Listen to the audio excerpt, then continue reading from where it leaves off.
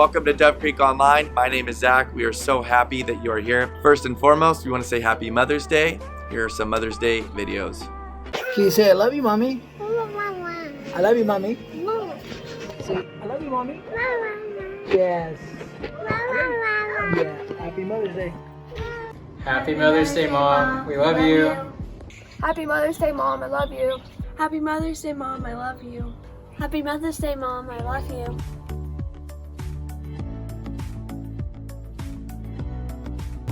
Hey Mom, it's Happy Mother's Day. I love you. Have a good day.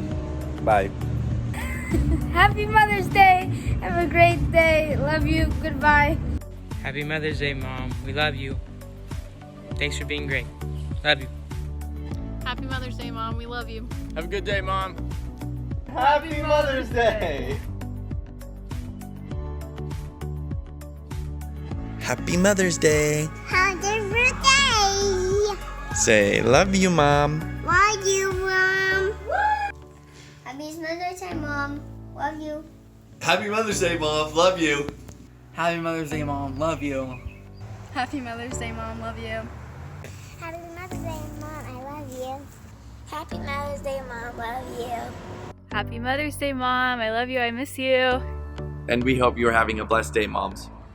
If you'd like to know more about the church, you can go to dovecreekbible.org. Or if you'd like to connect with us online, you can like us on Facebook at facebook.com/DoveCreekBible or add us on Instagram at Dove Creek Bible. We stream our Sunday services at 10:30 a.m. on either Facebook Live or on YouTube. If you have any questions or would just like to know more, you can email us at dovecreekbiblechurch@gmail.com or give us a call at 661-588-8993.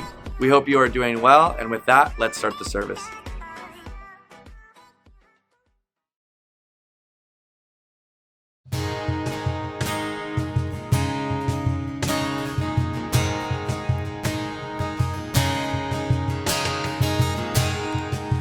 Are you hurting and broken within? Overwhelmed by the weight of your sin? Jesus is calling. Have you come to the end of yourself? Do you thirst for a drink from the well? Jesus is calling. Oh, come to the altar. The Father's arms are open wide. Forgiveness was bought with the precious blood of Jesus Christ.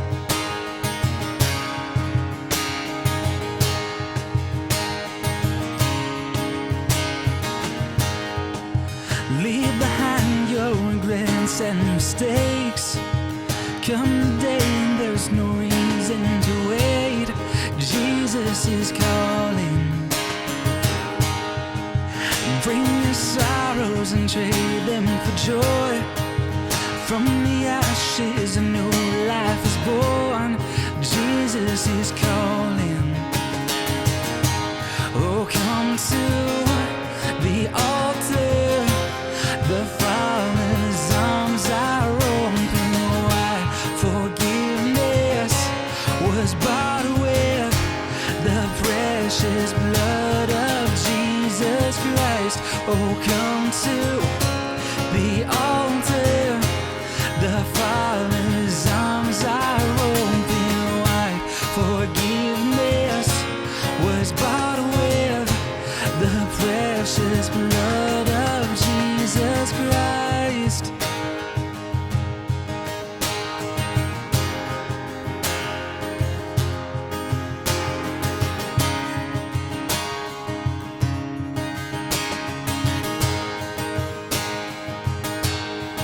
Oh, what a Savior.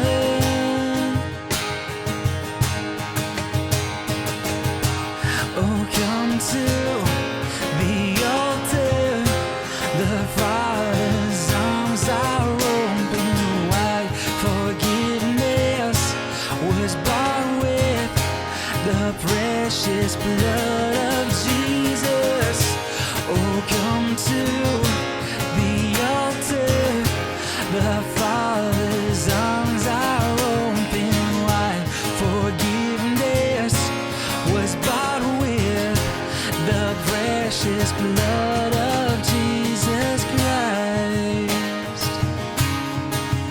Oh,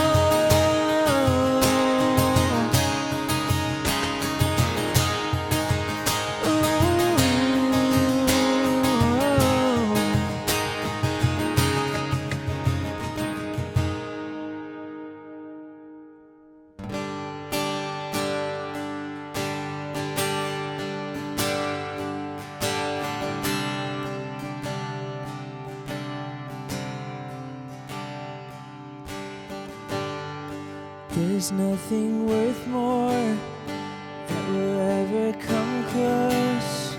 Nothing can compare. You're our living hope. Your presence,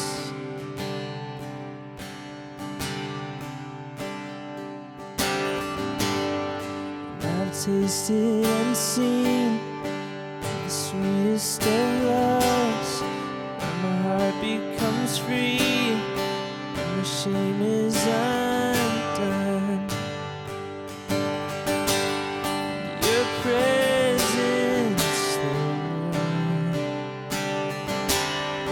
Oh, Holy Spirit, you are welcome here. Come flood this place and fill the atmosphere. Your glory, God, is what our hearts long for, to be overcome by your presence, Lord.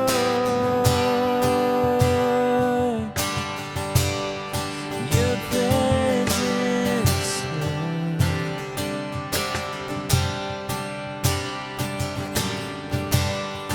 There's nothing worth more that will ever come close. Nothing can compare. You're our living hope. Your presence, Lord.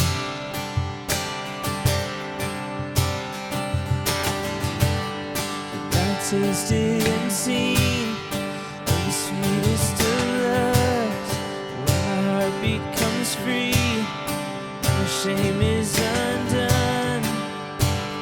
It's undone. Your presence, Lord, Lord, Lord. Holy Spirit, you are welcome here. Come flood this place and fill the atmosphere. Your glory, Lord, is what our hearts long for, to be overcome by your presence, Lord.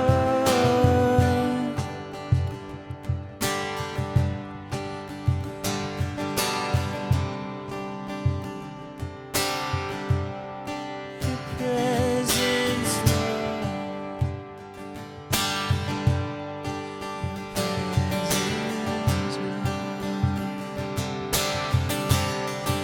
Oh, let us become more aware of your presence. Let us experience the glory of your goodness. Let us become more aware of your presence. Let us experience the glory of your goodness. Let us become more aware of your presence. Let us experience the glory of your goodness. Let us become more aware of your presence. Let us experience the glory of your goodness, Lord.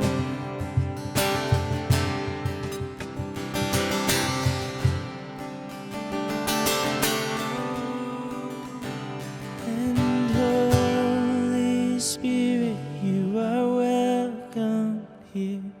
Come flood this place and fill the atmosphere.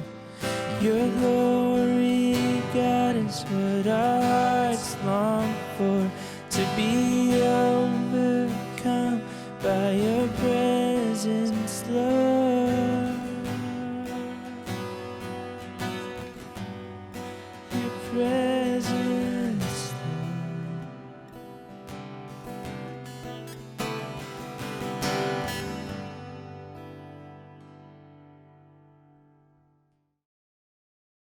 Good morning and welcome to the Dove Creek Bible Church online worship service. Today we are in Hebrews 11. We'll be studying verses 23 to 29. 35 years ago, I was having a discussion with another pastor about the topic of choice and how the decisions we make can often lead to impacts in our life that we had not anticipated. Now, this particular conversation was not unusual for two pastors to be discussing that, but the setting of our discussion was probably unusual. You see, the pastor to whom I was speaking to was wearing a pair of orange coveralls with a big P painted on the side. And that P did not stand for pastor. That P stood for prisoner. For those of you who don't already know, before I was a full-time pastor, I worked in the criminal justice system. That other pastor was in jail because he had been arrested for possession of a large amount of cocaine, and I had been assigned to investigate his case in order to recommend to the Superior Court judge what I thought his sentence should be. Now, why was this pastor in possession of cocaine? Well, he was a cocaine addict. And you may be asking yourself, well, how did a pastor get addicted to cocaine? Well, as it turns out, the same way everybody else does. He made a stupid decision that led to consequences he had not anticipated. Now, what he told me was this. He said that he had been working with drug addicts in the inner city for many years in his pastoral counseling. Now, this was during the 1980s when cocaine use was in its height and glory. It was extremely popular. And during the course of his counseling, he became frustrated. He couldn't understand why so many people seemed unable to let go of this grip that cocaine had on them and their life. It seemed unbreakable to him. So he decided to try it once. And unfortunately, he then understood it better than he had hoped because he became addicted himself. Now, he did not intend to become a drug addict, but that one decision altered his life in a way that he never even imagined. Our lives are made up of decisions. Most of the decisions that you and I make, they're fairly simple and routine. Decisions like, what should I wear today? Or what will we watch on TV tonight? And then there are very complicated and very important decisions like, what should my life's vocation be? Or what will my wife Kelly want for our anniversary this year? That first kind of decision will not impact my life very much at all. That second decision will impact it forever and ever and ever without end. Decisions often produce their own domino effect, and the quality of our lives are often more related to our decisions about our circumstances than the actual circumstances themselves.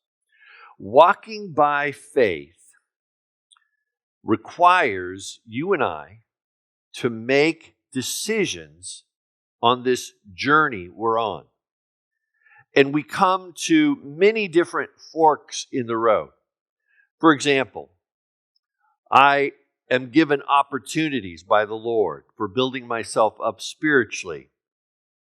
And I either decide to take advantage of those opportunities or I decline them. When I am tempted, I get to decide whether I'm going to say yes or no to that temptation.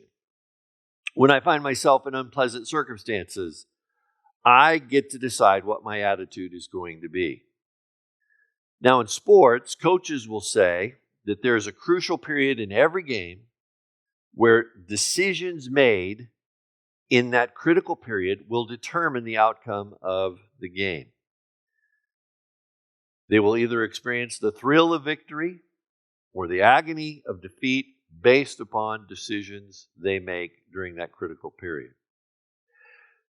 The ancient Greeks, they had a statue they called Opportunity. And the front of Opportunity's head had long and flowing hair, much like my own. But the back of Opportunity's head was completely bald, sadly, much like my own. And the flowing hair out front was meant to suggest that as an opportunity approached you, you could reach out and grab it and pull it to you. But once it had passed you by, there was nothing to grab onto to pull it back.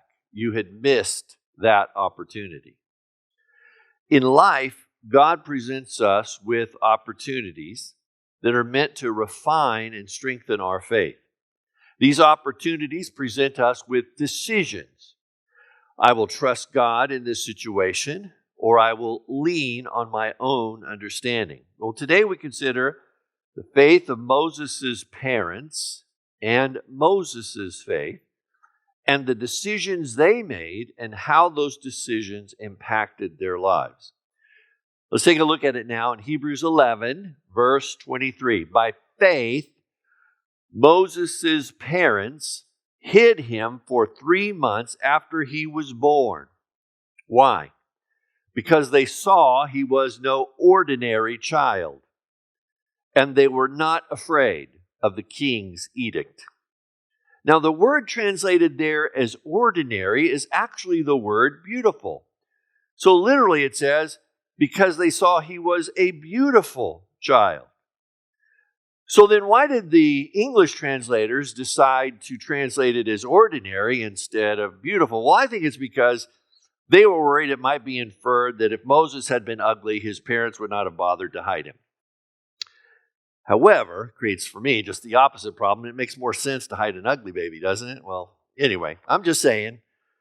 But all of that misses the point entirely. What the authors of Hebrews want you to see is that Moses' parents made this decision to place their son in this frail little basket on the River Nile, trusting the unknown future of that son to the known God. And every single parent has to make that decision at some point in your life, whether you want to or not. At some point, you realize you cannot control everything about your son or your daughter, that you have to entrust them to the Lord and see what the Lord is going to do with your son or daughter. Well, Moses' parents had to make that decision when he was a baby in a very real way. So they made a decision to defy the Pharaoh's order because they had more faith in God than they had fear of the Pharaoh. And then in verse 24 we read, by faith, Moses, when he had grown up, refused to be known as the son of Pharaoh's daughter. As the Pharaoh's grandson, Moses was assured of receiving the world's prestige. And the world hasn't really changed all that much. Being the child of someone famous usually brings with it automatic fame and celebrity. When I was in junior high, the son of a famous celebrity started attending our school. Before that guy ever even took foot of our campus, he was already popular simply because of who his father was. You see, wealth and fame brought automatic honor to him as the son of that famous celebrity. Well, today we would say Moses had it made. The problem was for him that he didn't want to ride the coattails of his Egyptian family name. He refused to be called by that name. And imagine everybody's shock when he said, no, I don't want to be known as the Pharaoh's grandson. There was an English baron who once renounced his title, renounced his estates, and later his income in order to become a Christian missionary. Of course, all of his friends thought the jelly had slipped off his crumpet, and as he was preparing to go, he said, "What is it to me to bear the title well-born when I have been born again in Christ? What is it to me to carry the title Lord when I desire to be a servant? Why should I be called your grace when I am in need of his grace? All of these vanities I cast aside to serve at the feet of Jesus." Well, Moses chose in the very same way. He chose to be a servant of the Lord rather than to rule as the son of Pharaoh's daughter.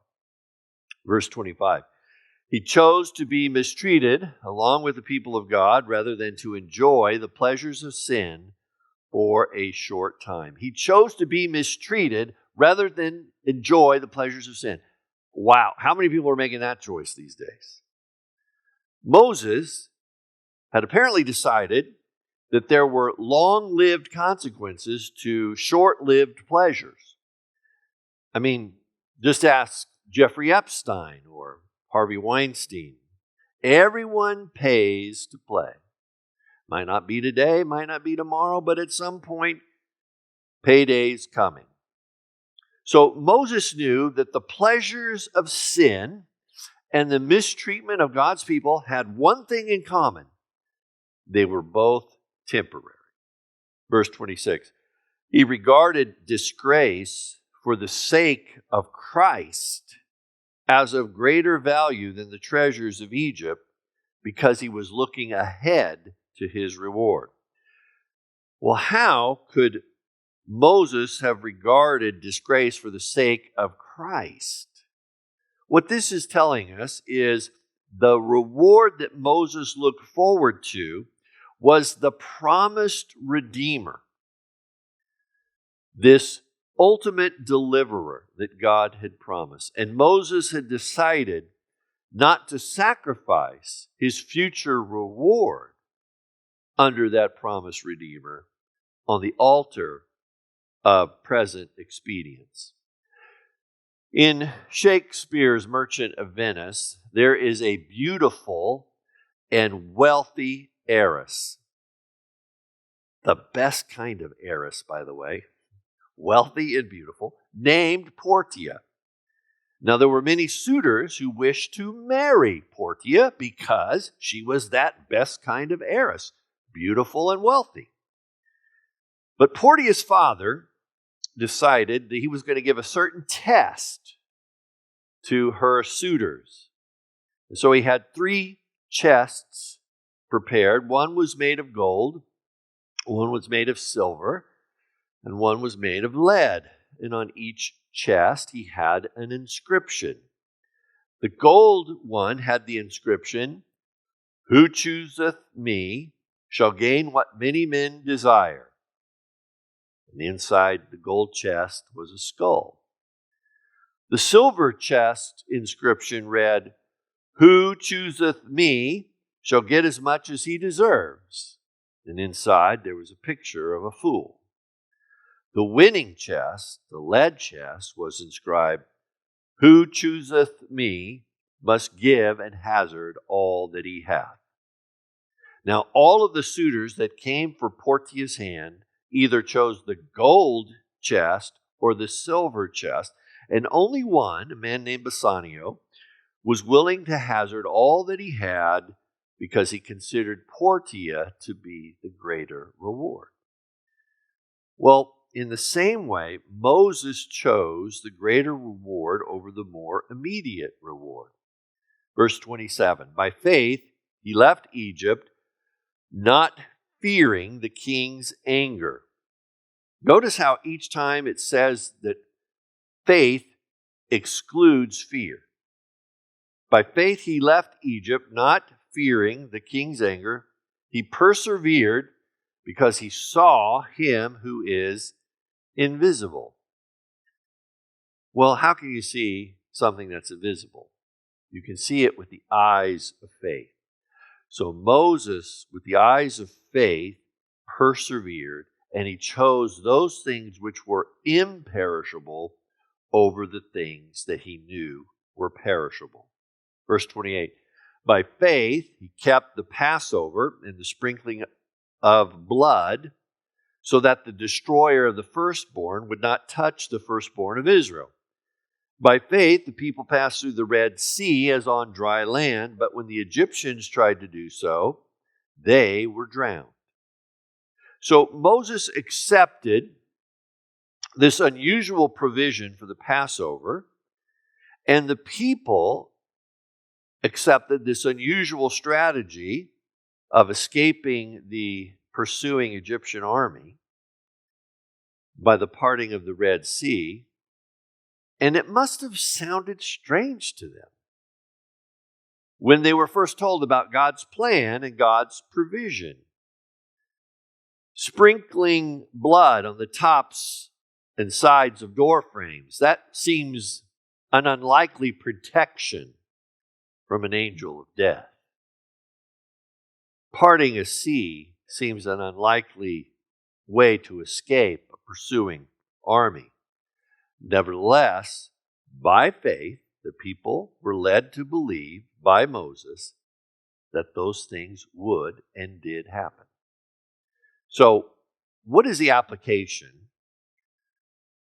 of Hebrews 11, verses 23 to 29 for you and I? Well, let's start with this.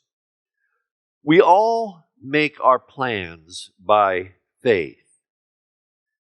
In all of these decisions, Moses' parents to Moses and the plans they made, the thing that they constantly had to overcome was what?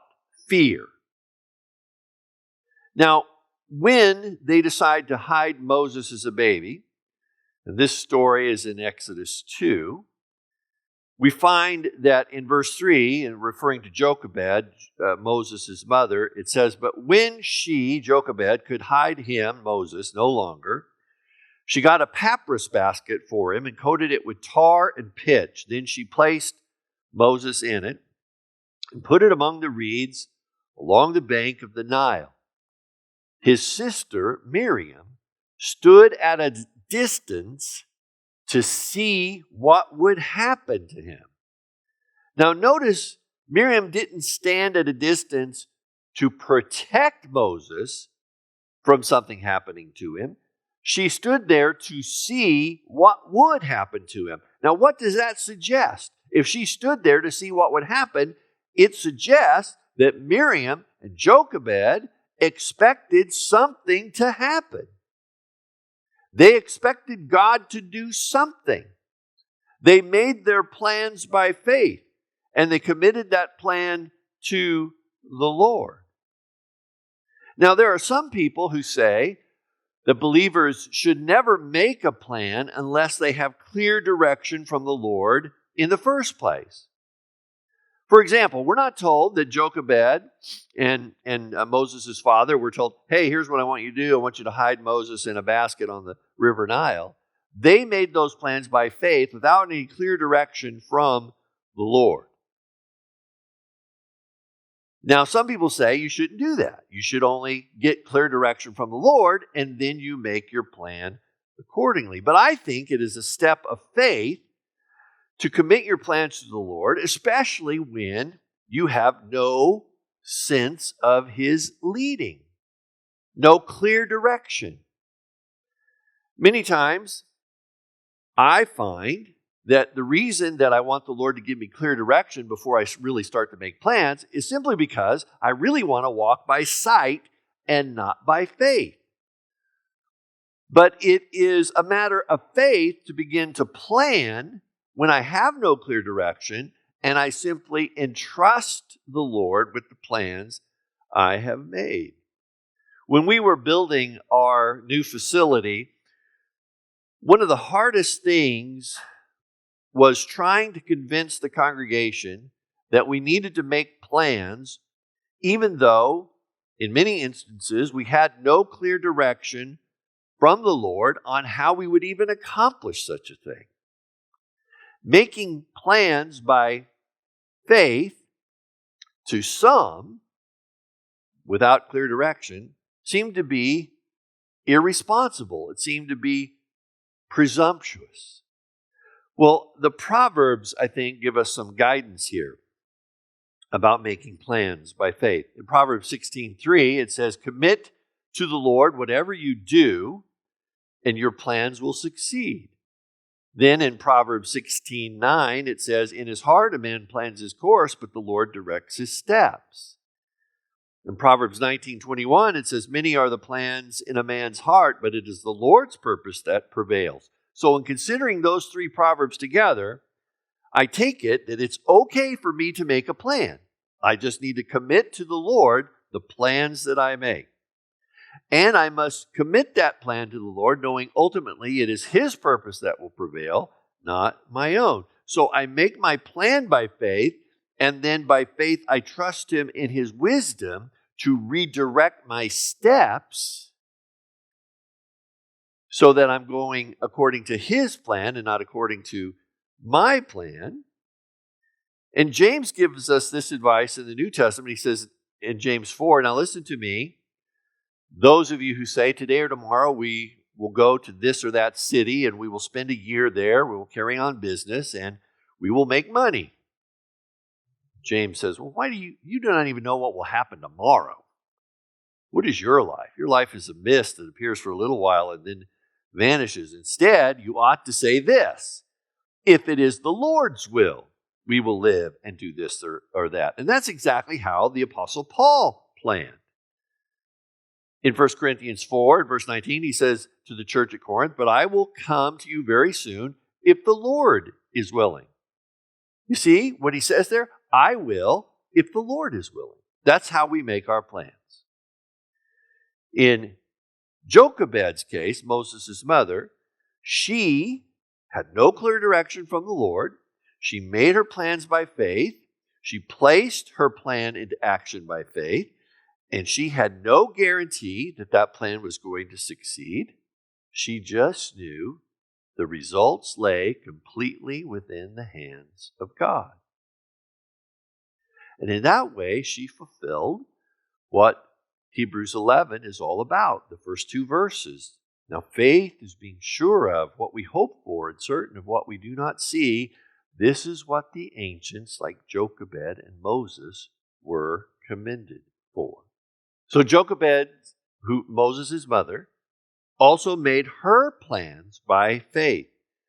She placed her plan into action by faith. She committed those plans to the Lord. She understood that the Lord could redirect her steps, and I suppose in many ways He did. She didn't know the part about the Pharaoh's daughter coming down there and seeing Moses and adopting him. She just knew that whatever was going to happen, and she expected something to happen, lay completely within the hands of the God she trusted. And in this way, she fulfills what Hebrews 11 is all about. The first two verses say, now faith is being sure of what we hope for and certain of what we do not see. This is what the ancients like Jochebed and Moses were commended for.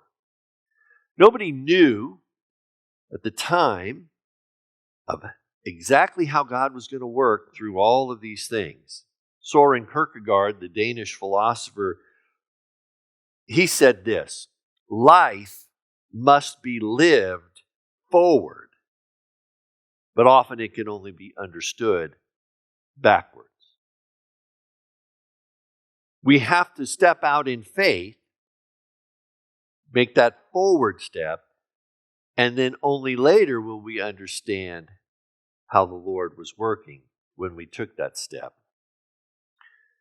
as we get time and distance to understand how the Lord was working. Kierkegaard said, look, you can't have real faith without real risk. So you make your plans by faith, the risks are real, but you trust the results, even the apparent unsuccessful ones, to God. And many times we will come to an understanding of how God was working only later on in life. Some of us won't understand how He was working until we get to heaven. So we make our plans by faith. That is a good thing. But we also accept the provisions of God by faith in those plans that we made. By faith, Moses left Egypt, leaving his life in the hands of his God, just like his parents had left his life in the hands of their God by placing him in the basket on the river Nile. We could say that he left Egypt to see what would happen to him, just like Miriam waited to see what would happen to him when he was a baby. And this is where the test of faith often comes. When all you're doing is waiting around to see what will happen. When Moses instituted the Passover, they did as the Lord instructed. And then they waited to see what would happen. When they came to the Red Sea with the Egyptian army in pursuit, they waited to see what would happen. And Moses trusted God when all he had was God's promise to see him through, and all he could see was a sea that was uncrossable. Moses only was able to develop this kind of faith by risking leaving the familiar and then resting to see what would happen. So he risked by leaving the familiar. That's the part we often have the most problem with, the first step. We won't risk, we won't leave the familiar. So he risked, he left the familiar, and then he waited, he rested to see what would happen. He willfully chose to empty himself of the world's power, prestige, and pleasures. And the more he cast those things off, the more aware he became of his need to trust in God's plan, in God's provisions, and God's promises. What I'm saying is this: Moses really didn't learn to say yes to God until he finally said no to the world. And I think that was why that one of the first things God did with Moses in order to prepare him for becoming the deliverer of Egypt, or of Israel from Egypt, was to place him out in the desert for 40 years. Because a person of great faith does not become a person of great faith until they recognize they are a person of great need. And that's probably why a lot of us aren't people of great faith. Because we don't recognize we're people of great need. But that's all changing now, isn't it? Recently, we were all reminded that we are people of great need. And what happened when we were all reminded of this, that we are not in control of our lives? Panic, fear, anxiety, worry, depression. But being brought to that desert experience isn't necessarily a bad thing if we choose to respond to it in the right way. You see, whenever you're feeling empty, exhausted, and without strength, that emptiness can really be a gift from God, because it makes you conscious of need.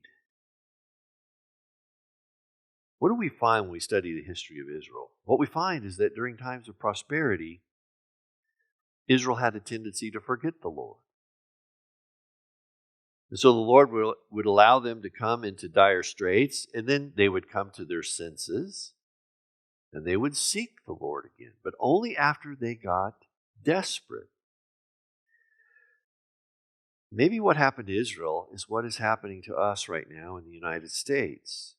We have forgotten the Lord. But now that our financial security is threatened, now that our health is in danger, now that our lives feel like we're careening between the rock and the hard place, suddenly it's all, hey, Lord, remember the good old U.S. of A., your good and faithful servant? I bet you've noticed that pattern in your own life once or twice. When do you typically stop looking outward and inward and start looking upward? When you're experiencing comfort and convenience, or when you're experiencing discomfort and inconvenience? God allows us to experience discomfort and inconvenience because He wants to use that as a way to draw us back to Him. Now, when we experience discomfort and inconvenience, usually the first thing we do is we ask the Lord to take it away. We say, Lord, remove this thorn in the flesh that you have given to us. But the Lord often responds to us just like He did to the great Apostle Paul. No, I'm not going to remove it. My grace is sufficient for you. My power is perfected in your weakness. Most of us will never allow ourselves to get weak enough to discover that. You see, God can only fill with His grace what has been emptied of our effort.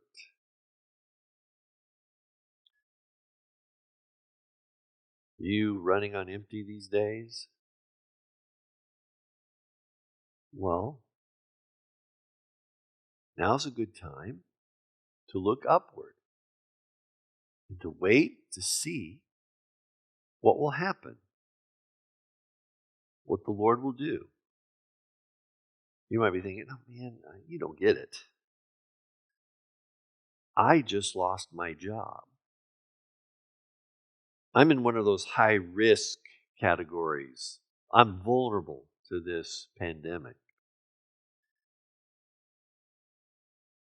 I'm lonely. I'm depressed.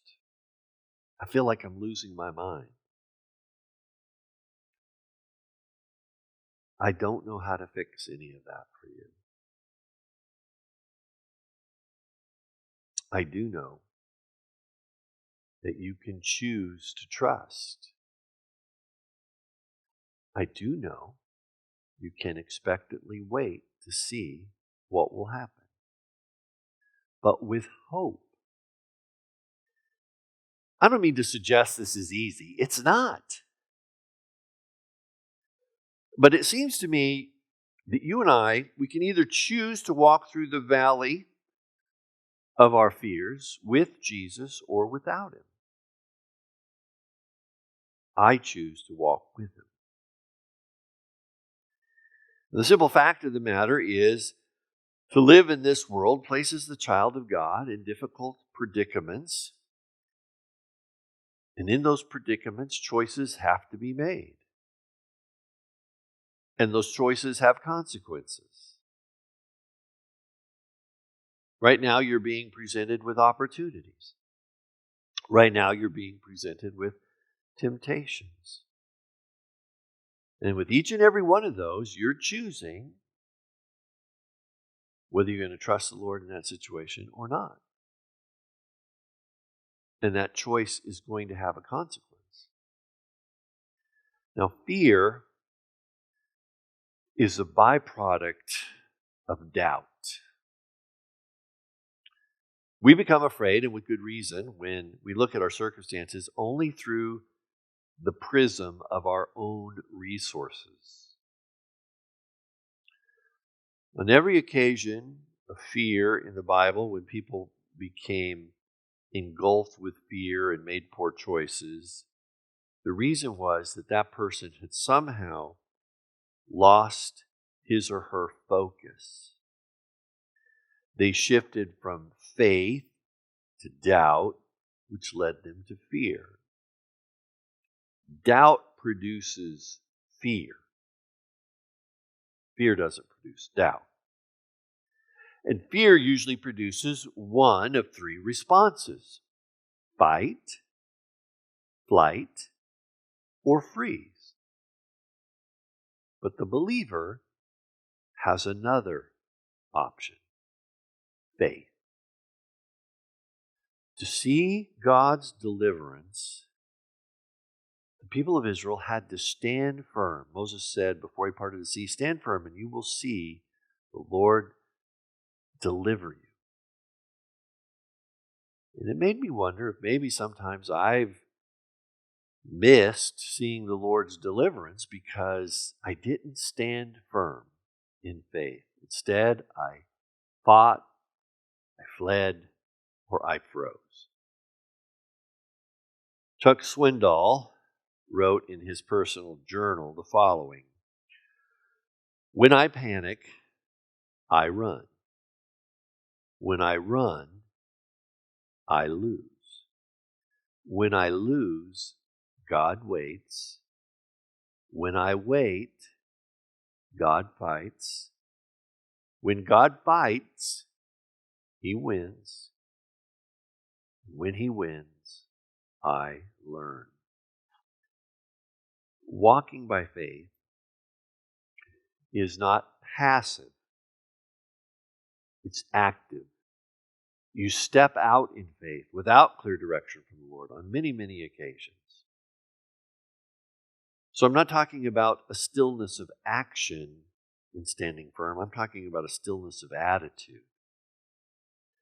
When we're pressed and stressed beyond our strength, when we are pursued by trials and tribulations, when life is uncertain and confusing, we make a decision. And that decision reveals who and what we really value. And the choice we make has consequences. There's a consequence to saying no to God and yes to the world. And there's a consequence to saying yes to God and no to the world. The choice is yours. The consequence is God's. Choose wisely. Let's go to the Lord in prayer. Father, as we now consider Moses and his parents and the decisions of faith that they made, and we see that they did not have clear direction from you, but they made their plans by faith. They committed those plans to you by faith. And they waited to see how you were going to respond. And the main thing that I notice is that they expected you to respond. I feel like sometimes I commit my plans to you and then I don't really expect you to respond. But they did. They believed they served a living God. A God who is active in their lives and in this world. And they chose to trust you. But they had to be willing to leave the familiar. They had to risk that. And then they had to rest in the waiting to see what would happen.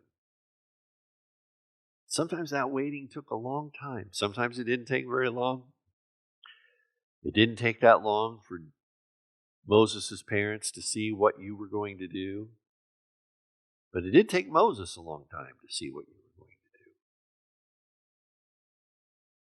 It was really 80 years before Moses really understood what you were going to do in his life.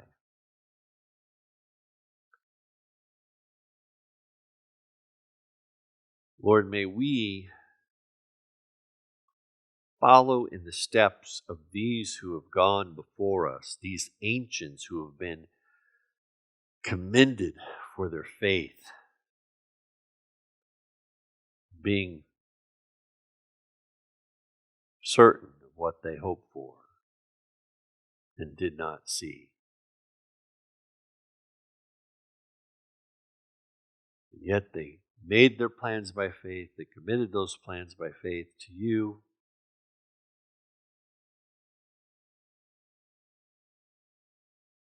And they waited to see if you were going to redirect their steps.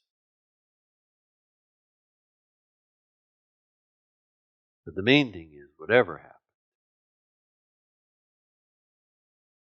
they had made this firm decision to trust you. Lord, in these difficult times in which we find ourselves, may we choose to trust. May we choose to believe.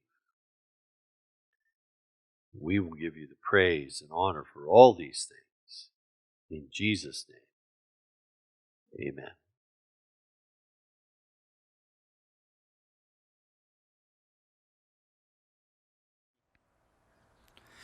You were the Word at the beginning, one with God the Lord Most High.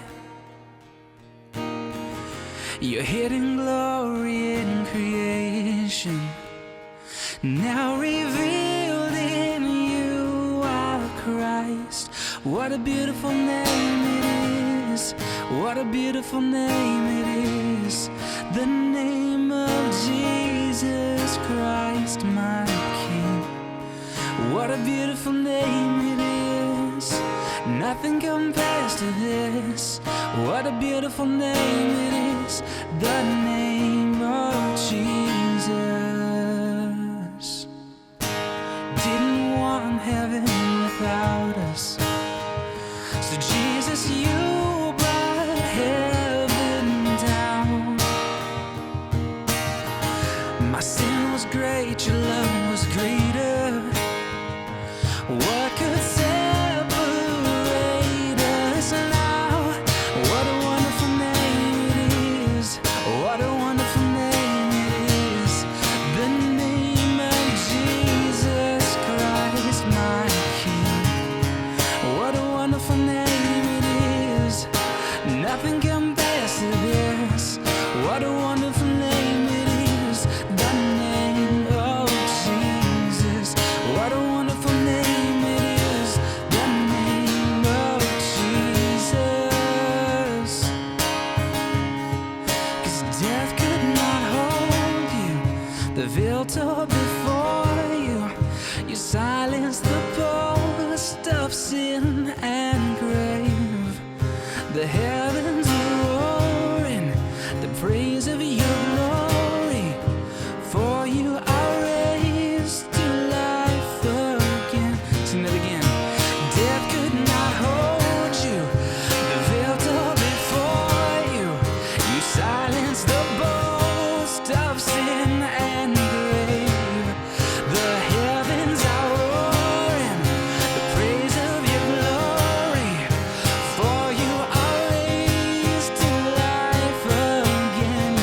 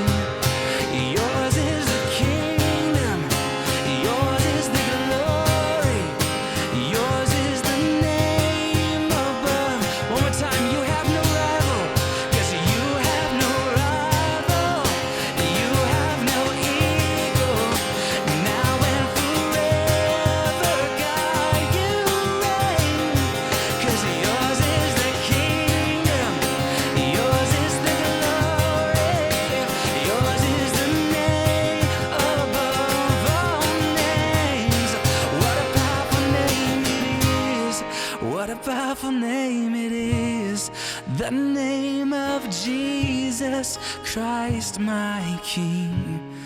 What a powerful name it is, and nothing can stand against. What a powerful name it is, the name of Jesus. What a powerful name it is, the name of Jesus.